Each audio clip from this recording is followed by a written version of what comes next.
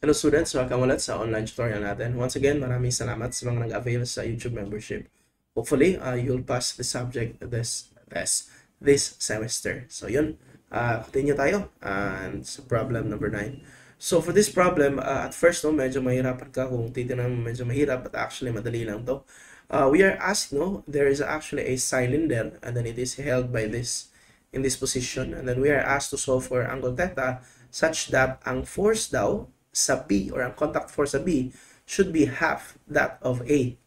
Okay? So, ganito yun ang free body diagram dito is not actually ito but rather yung circle. So, I'll try to draw the circle. Yan.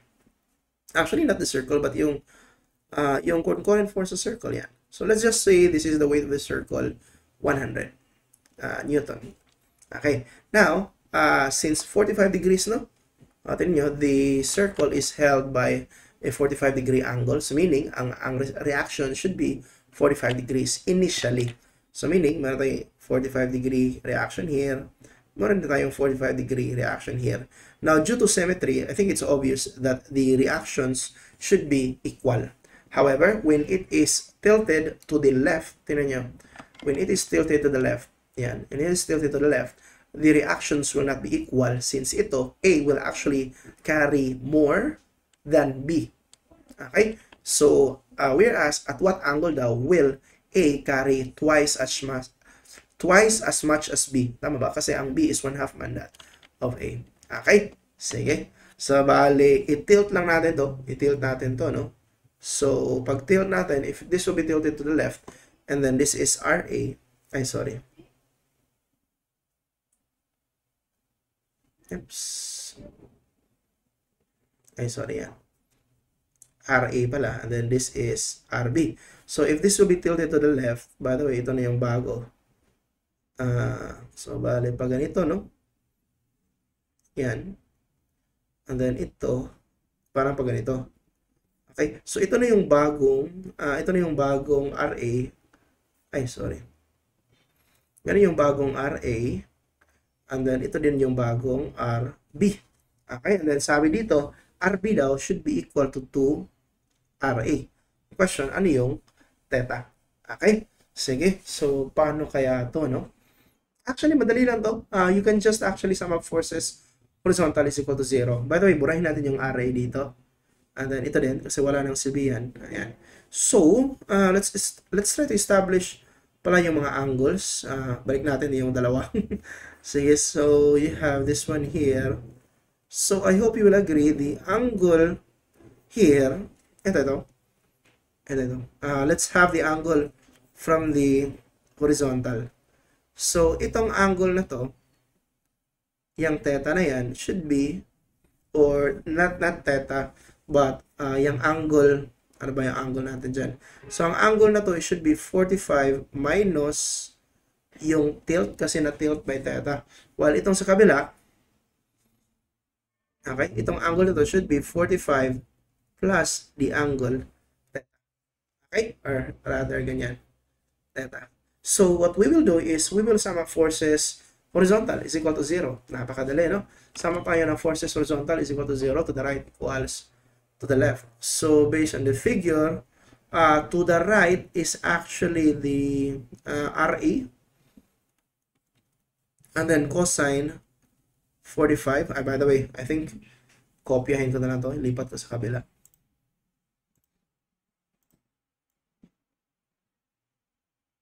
Yan. And then lipat natin dito.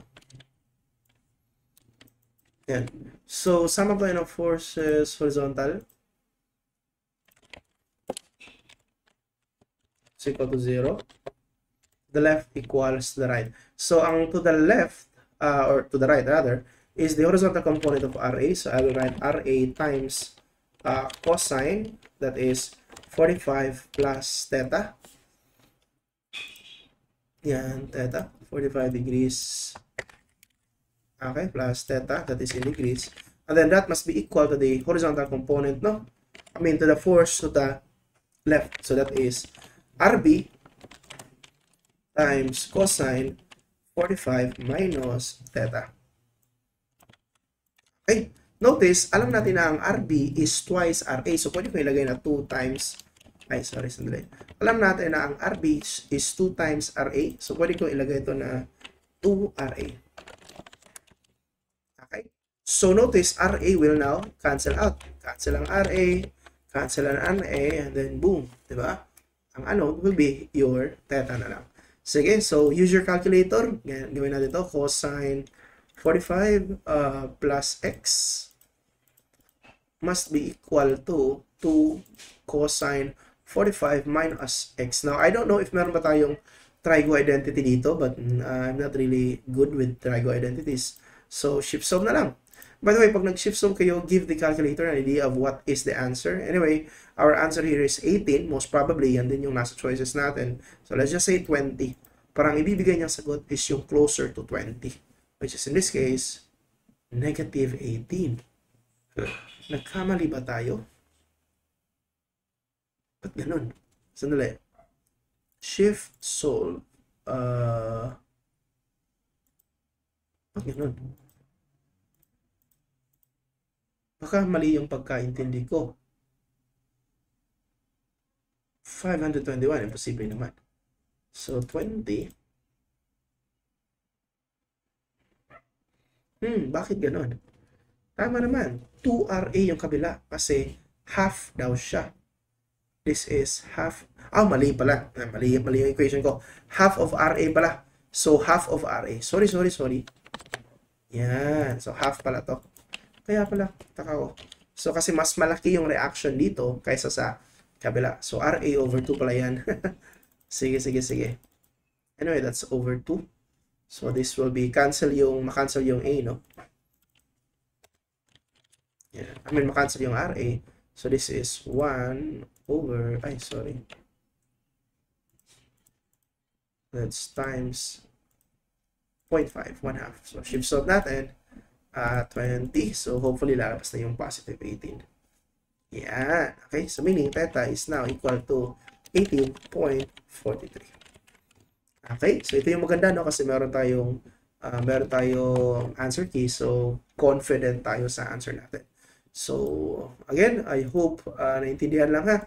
So, huwag kayong malito based sa figure, no? Isipin nyo lang talaga yung main goal nyo is yung center, yung circle, nandito sa gitna, bali na tilt lang. Okay? And then notice, walang silbi yung 100, yung weight kasi we summed up forces horizontal. Okay? So, sige. I think yan lang. Same pa din. If you have any questions, clarifications, or even corrections sa problem, please do not hesitate to comment down below. Maraming salamat sa panonood and see you sa next video.